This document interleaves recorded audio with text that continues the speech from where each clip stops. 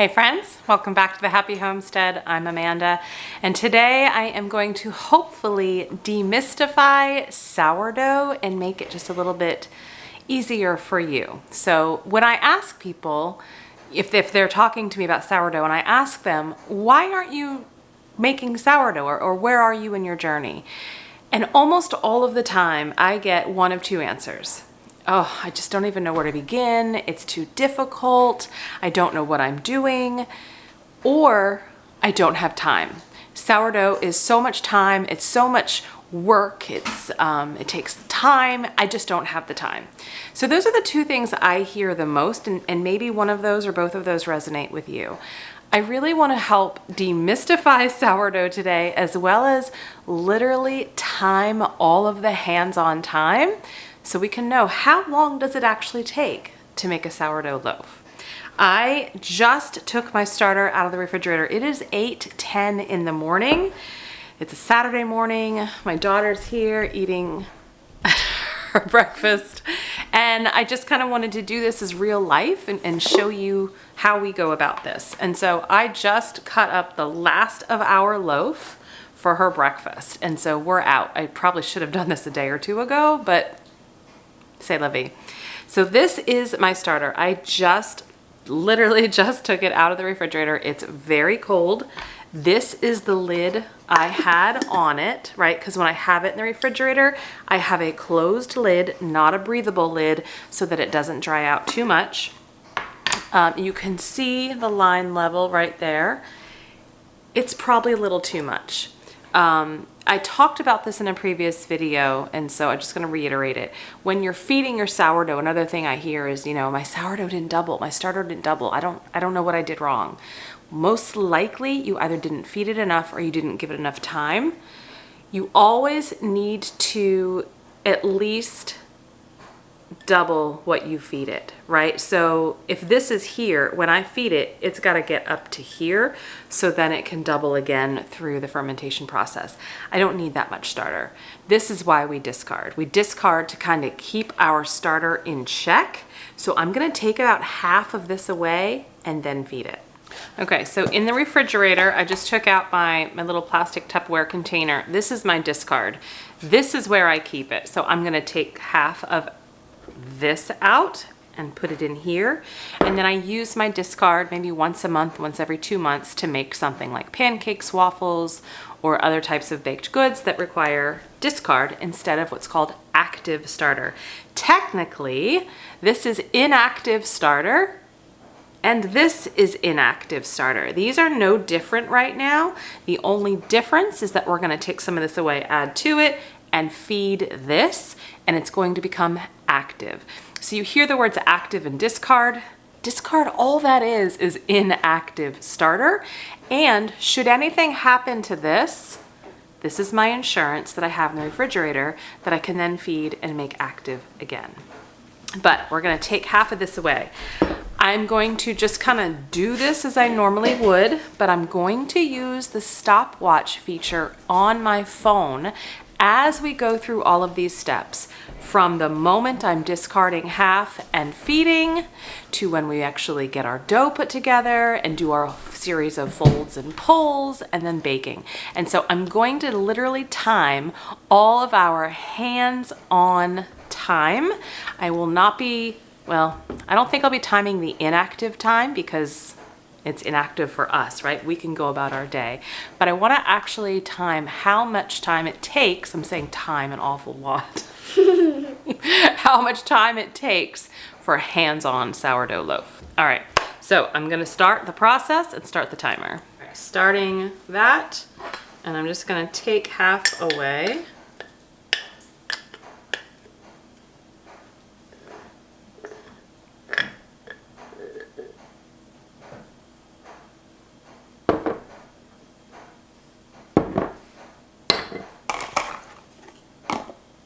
This back in the refrigerator. Timer's still going. I'm just getting all of my stuff out so that we can feed this. So what I'm going to do is I'm actually just going to add some filtered water from the refrigerator and then weigh it. So we're going to go tear it out so I know exactly how much water I'm adding. 103. So now I'm going to add 103 grams of flour. So I'm adding equal water and flour, and that's just the easiest way for me to kind of measure that and figure that out pretty quickly. And now I'm just going to mix it together. I scrape the sides down, make sure I'm scraping the bottom, and it's all getting incorporated. Those yeast are inactive right now, right? They were in the 40-some degree temperature of the refrigerator. And so it's gonna take them some time to wake up, but they're gonna actually really start to feed as they come to room temp. And then we'll come back once it's doubled to put our dough together. So then we're gonna put our breathable lid on. And I'm going to adjust my rubber band to where it is. Now this is why it's important to kind of scrape the sides down so you can see where the level is. That's close enough. And now I'm gonna go put this on the counter. And I stopped my timer. So it's all going to sit on the counter, just let it do its thing. I'm going to go about my day. We spent 3 minutes and 27 seconds discarding and feeding. We'll come back once it's doubled. It is 10 hours later. I think I saw you at 8-something a.m. It is 6:04 p.m. I'm tired, I'm kind of ready for bed, but my starter has doubled. Can you see that? It probably wouldn't have taken as long. It's just that it's kind of chilly. And if you remember, I took it right out of the refrigerator. So it did take time to get to room temp. So in one of the last videos, what I normally do is take it out of the fridge right before I go to bed. And then the next morning I feed it. And then when I come home from work or, from my day, I'm ready to go about those next steps, which is what I'm going to show you now. But I just didn't take it out last night. I'm kind of trying to do this in a way that maybe most people would do it, right? They take it out in the morning before work, they feed it, they come home from work, and they get their dough going. That's what we're going to do. So I'm going to start the timer. But before I do, I am going to be using this. I'm going to show you how you know it's active and ready to be used. One way to tell is that it's doubled, but there's another way too. I'm also going to be taking this opportunity because I need to make a loaf for us. I'm going to be using this to make the October Make Bread 365 challenge project, which was multi-grain bread. I'm just doing my regular sourdough bread, but I'm going to be using 2 different types of wheat berries, which technically makes it multi-grain. So multi-grain bread is just, some sort of bread that's used more than one type of wheat berry. You could have rye, you could have hard white wheat, hard red wheat, maybe einkorn, right? But you want to make sure you've got a good amount of protein, gluten for that bread flour to get that loft. So I would stay away from spelt and I would stay away from soft white wheat.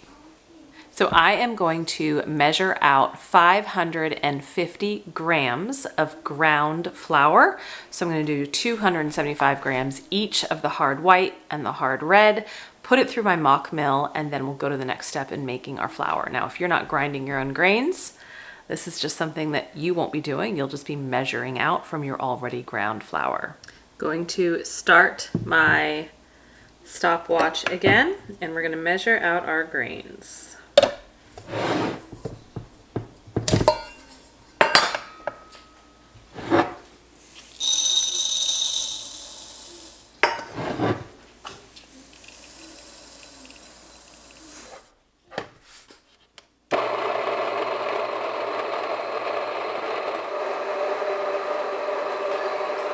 Okay, now that the mock mill is done, I have all of my 550 grams of wheat berries ground.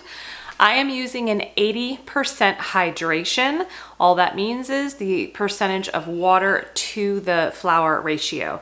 Because I have 550 grams of flour, I'm using 440 grams of water. So I have all of the water measured out. You want to make sure you're using non-chlorinated water, either filtered water or well water that doesn't have chlorine in it, but non-chlorinated is key. So I am going to add about a tablespoon of Redmond real salt to my flour, mix that in, and then we'll get the starter mixed into the water.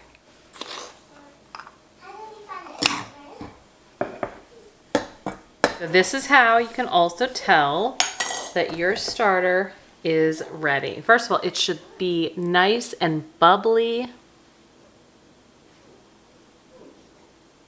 And it should smell not off, but pretty good. I'm gonna do 75 grams, but I just wanna show you. You see how it floats? It does not sink. When it floats, you know it's good to go. So I have the scale tared and I'm gonna get 75 grams out. So I'm just gonna mix this in. I like to mix it in the water because it just helps the water. It's just a really good vehicle to distribute the yeast through the flour. So I've already got my salt mixed in. I've got my timer still going here. And we're gonna get this all incorporated.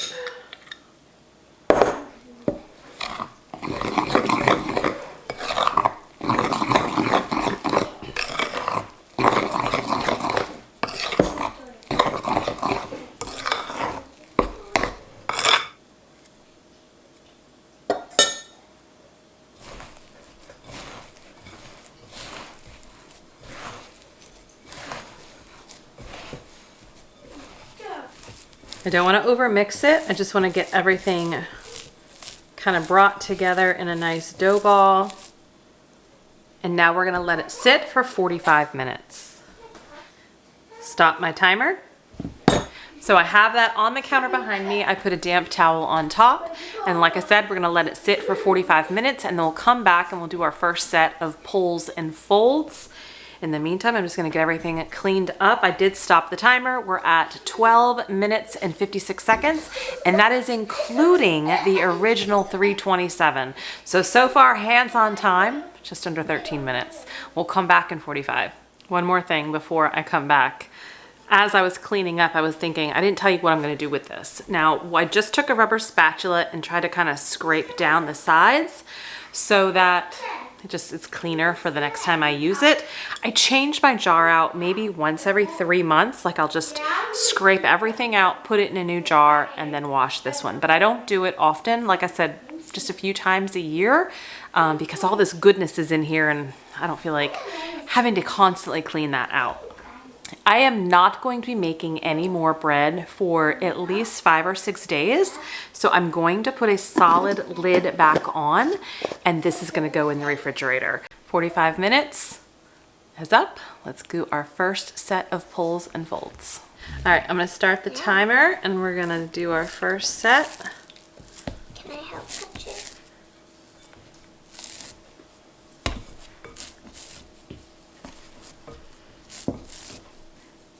It took 30 seconds. We're gonna wait another 30 minutes and do the second set. Okay, second set of pulls going down.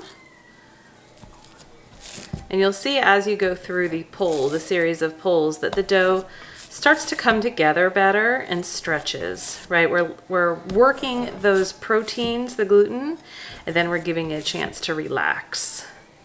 And so then when we come back again, they stretch really nice and beautifully. All right, just still under 14 minutes. We're gonna set this aside with a towel and go for about another 30, 35-ish minutes, and we'll do our last set of pulls. It's 8:20 at night. I am ready to retire for the evening. We're gonna do one last set of pulls, and then I'm actually going to shape it into kind of my loaf. You'll see me do that on the counter here, and then I'm gonna put it into my banneton.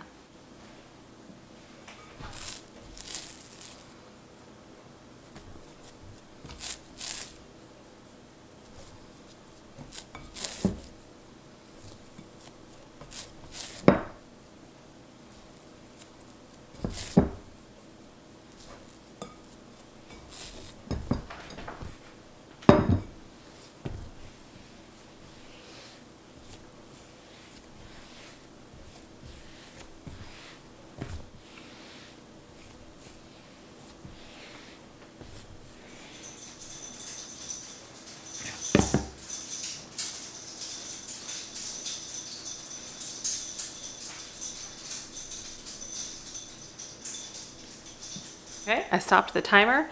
I'm just gonna go ahead and put this in the refrigerator again, covered with my damp towel so it doesn't dry out. So even though we started, gosh, 12 hours ago, can you tell that it's been 12 hours, by the way? 12 hours ago, we are less than 15 minutes actual hands-on time. I wasn't home at all. Like, I wasn't home throughout the entire day today. I ran errands. I was out and about.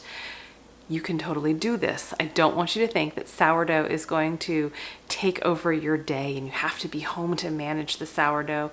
It doesn't have to be this way. So we're gonna go to bed and we will come back tomorrow, start our timer when we get ready to bake. Good morning, friends. We're back. It is, well, it's almost afternoon, 11:43 in the morning, and I just turned my oven on. I'm preheating my oven to 375 degrees. Now, because I'm doing this as a sandwich loaf, and I don't know if I mentioned that, but this is a multi-grain sandwich loaf is what I'm going to be using this for. I'm going to be taking it out of the Banneton. Everything is still in the refrigerator. And so it's been there for what, 15 hours or so, almost 16 hours. I'm gonna be taking it out of the Banneton and putting it in my loaf pan and then putting in the oven. And it's gonna bake at 375 degrees for 45 minutes. Traditionally, if you're doing a sourdough boule or a batard, which is like a free form loaf, either round or oval, you're gonna be cooking those in a Dutch oven. You're gonna be preheating the Dutch oven at 500 degrees, keeping it in there for at least 30 to 45 minutes, and then getting our sourdough loaf in the Dutch oven and putting it in very hot. This is a little different as a sandwich loaf. 375, I'm gonna put it in a loaf pan and we're gonna cook it for 45 minutes. So I've just turned my oven on, a matter of seconds. I did not turn the timer on my phone, and we'll come back when everything is preheated and ready to go. The oven is preheated, it's at 375. It's been sitting there for about 30 minutes. I'm going to restart the timer. And I also got my loaf pan. This is just a standard loaf pan. I will link it down below. I think it's called USA pan. I love these pans. I have their sheet pans too. And I just put some olive oil in on the sides and on the bottom and in the creases just to make sure nothing sticks. I also have my loaf here. I'm going to very carefully take it out of the Banneton upside down, and the bottom is going to be the top. Okay, I stepped away for about 45, 60 seconds to go get a razor blade to slash the top. I'm gonna very carefully pull this out. Put it in.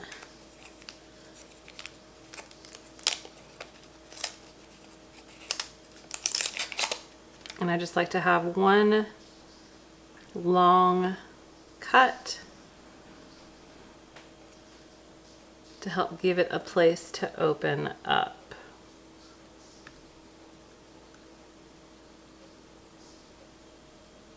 Okay, this is gonna go in the oven 45 minutes. Stopping my timer. So far we're at 17 minutes and 24 seconds for hands-on time. We'll come back when the timer's off and we take this out of the oven.